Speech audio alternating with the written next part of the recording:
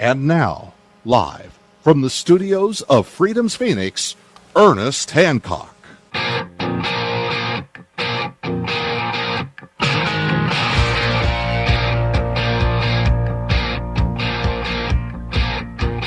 Yeah, we're back here on Declare Your Independence with me, Ernest Hancock. I got Scott Horton from antiwar.com on. You know, I tell you, we're talking about what's going on in Iran. And the one thing that, you know, there's a lot of rhetoric going on, and there's a lot of talking about should they have the right to have nuclear power.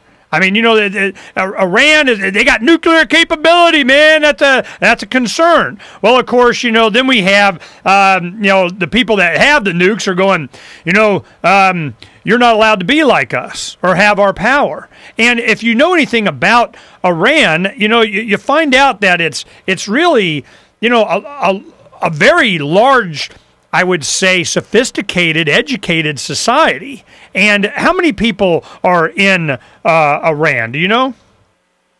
No, I don't exactly. It's got to be at least more than 100 million.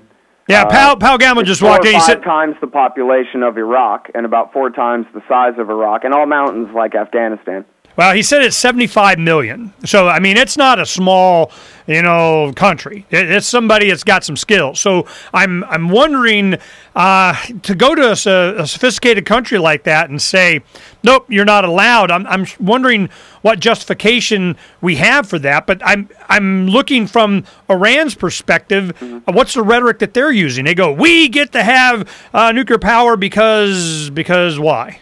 Well, first of all, virtually the entire Iranian population, according to the surveys, agrees with this, and that includes the Green, the dissenters, those, if they're revolutionaries, pretty much everybody in Iran agrees on this, and that is that Iran has the right and will use that right to have civilian nuclear power. And what they cite in their argument, as you put it, we have the right because what? Because they're signatories to the Non-Proliferation Treaty, the Treaty on the Non-Proliferation of Nuclear Weapons.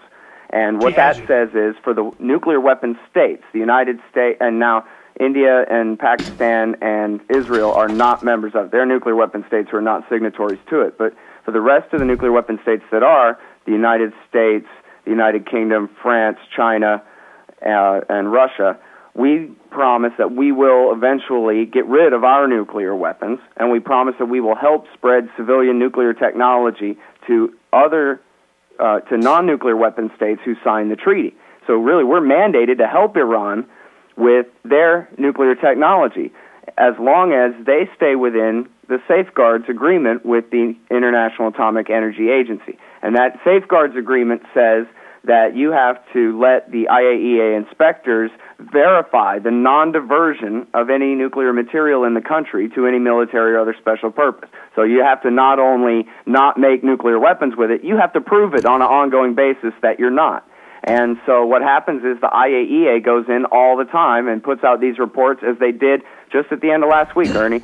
And in every single IAEA report on Iran, you will find the phrase, the agency continues to verify the non-diversion of declared nuclear material in Iran to any military or other special purpose, which means the uranium is all still accounted for. None of it is being enriched up to weapons grade. None of it is for nuclear weapons. It's being used for fuel for nuclear reactors, light water reactors, and it's being used, it's being enriched, some of it up to 20%, which is still far below weapons grade, in order to be targets for medical isotopes in a reactor in Tehran. None of this is a nuclear weapons threat. The war party is just counting on our ignorance, Ernie. They're basically saying, look, nuclear, scary. Trust us. We know. And so we think, well, geez, who can tell the difference? Which of us regular people can form a coherent argument about international treaties and nuclear technology? We don't know. We leave it up to them. And yet they never get specific. You never hear them address the kind of argument that I just made, because they just skip it and they just go with the premise. The same as all these, all the leaks about the foreign governments, everybody talking about Iran. They all just assume that this nuclear program is a nuclear weapons program, but none of them ever prove their assertions. Like watching Fox News, reading these cables. Well, what do you mean? You know, because we have the WikiLeaks thing coming out, we're going to be able to get exactly what they've been saying. Or what have they been saying? I mean, you would think that, I even seen some headlines that Israel's going, see, they're going to spin it whichever way they want. In fact, in this piece that I referred you to at Raw Story, there in this document, the piece is called Leaked Cable Reveals U.S.-Israeli Strategy for Regime Change in Iran. And in here, Mayor Dagan, the head of Mossad, explains that what they are against is the Iranians, their red line, I guess, what they will not tolerate is the Iranians' knowledge and ability to make nuclear weapons. So what that means is if they have the knowledge of how to enrich uranium up to weapons grade, then that is intolerable. So I guess that's when you hire Baluchi terrorists or Mujahideen all-communist terrorists to go in there, like you're talking about, ride up on motorcycles and start murdering scientists. And this is another thing in this article, is that it seems to verify the reporting of Seymour Hersh from a couple of years back about the Americans. There's a direct quote here, actually. Let's see. Finally, Dagan, that's the head of Mossad, suggested that the U.S. and Israel should both help, quote, force regime change in Iran by proxy, quote, possibly with the support of student democracy movements and ethnic groups, e.g., Azeris, Kurds, Baluchs, opposing the ruling regime, end quote. And we know that from the reporting of Seymour Hersh, Andrew Coburn, and others, that George Bush signed a presidential finding, and the democratically controlled Congress gave him the money in secret to support PJAK communist terrorists in Kurdistan against Iran, to continue supporting the Mujahideen al-Khalq in Iraq and against Iran, and Jandala, which is a very al-Qaeda-like group in Baluchistan, which is a region shared by the states of Iran and Pakistan. And Jandala particularly, well, MEK too, they have done bombings and assassinations. They kidnapped a bunch of cops and soldiers and executed them. And since 2005, there has been this proxy war, this low-intensity covert war going on, and as they write here at Raw Story, these documents seem to verify that, at least in part. And this is a document from August of 2007. Again, the article at Raw Story is titled Exclusive, Leaked Cable Reveals U.S.-Israeli Strategy for Regime Change in Iran. It's got 3 or 4 very salient points in it, and highly worth you all's review. You know, there was another thing that we saw this week, just as today, I think I saw it. McCain is calling for regime change in North Korea, regime change.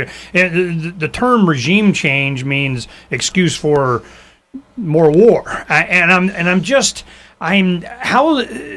you're kind of got a beat on what's going on the ground in Iran. What's their perspective of us? Are they like the American people are stupid for not seeing how stupid the U.S. government is, or are they starting to see us as part of the problem for allowing it? Who are they screaming to, and who's listening? Well, you know, I really don't know. I've never been to Iran, and I really don't know much about what it's like to be there. But it's clear that the neoconservative line, that the people of Iran want us to bomb them. They want us to give them the opportunity to rise up and overthrow their government. But what they need is a few days of shock and awe, destroying government buildings and such in their country. Then they'll have a chance to do a revolution and, I don't know, install a pro-American dictator or something for us. That fantasy, as enunciated most particularly by Bill Kristol on Fox News Sunday every morning, I think, for the last few years, is pure nonsense. And anyone who knows anything about it can see that the Iranian people would be no different in those circumstances than the American people's reaction after September 11th, which is to rally around their political government as the leadership and protectors of their country.